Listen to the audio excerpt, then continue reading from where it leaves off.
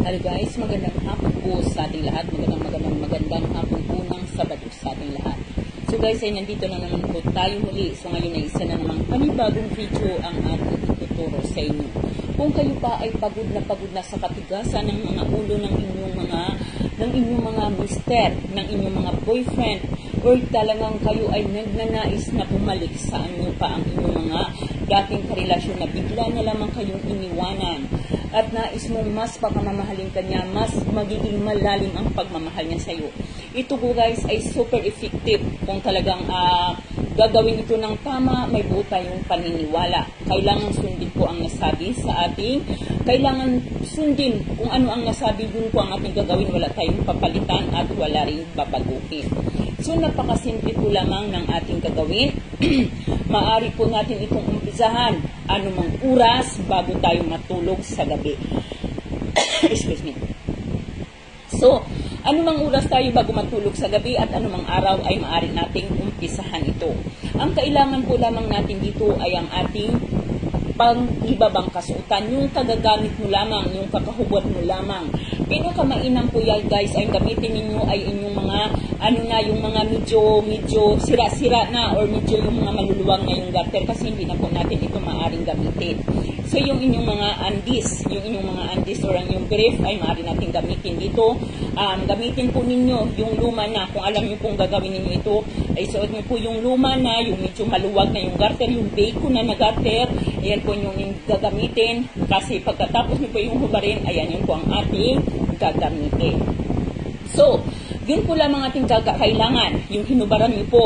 At saka, bullpen, pulang bullpen, mas maganda kung pentel pen kasi ang bullpen ko kasi ay maaari siyang mabura. Kaya maaari gumamit tayo ng pentel pen. Pentel pen po na kulay red po lamang. So, ayan.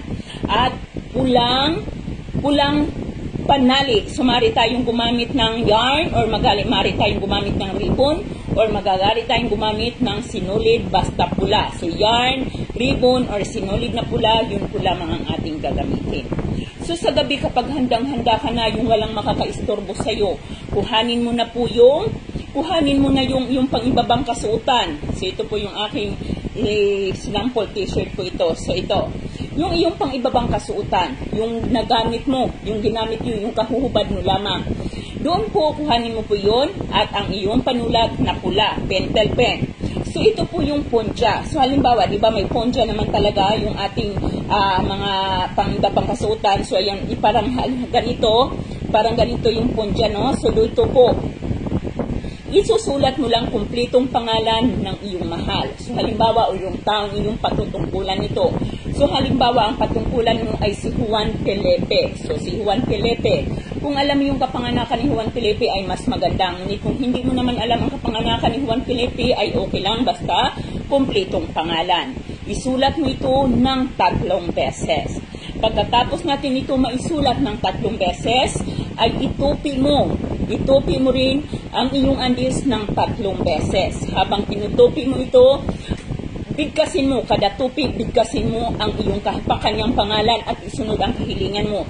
Ano ba ang kahilingan mo? Bakit mo ito ginagawa? So halimbawa, babalik ka sa akin, pakakaisipin mo ako, mas lalo mo akong mamahalin. Or kaya naman si Juan Felipe, ikaw ay makikinig lamang sa akin, pakakasundin mo lahat ng aking sasabihin. Basta nasa sa inyo po kung ano man ang iyong kahilingan, tiyakin po lamang na specific ang kahilingan ninyong ito.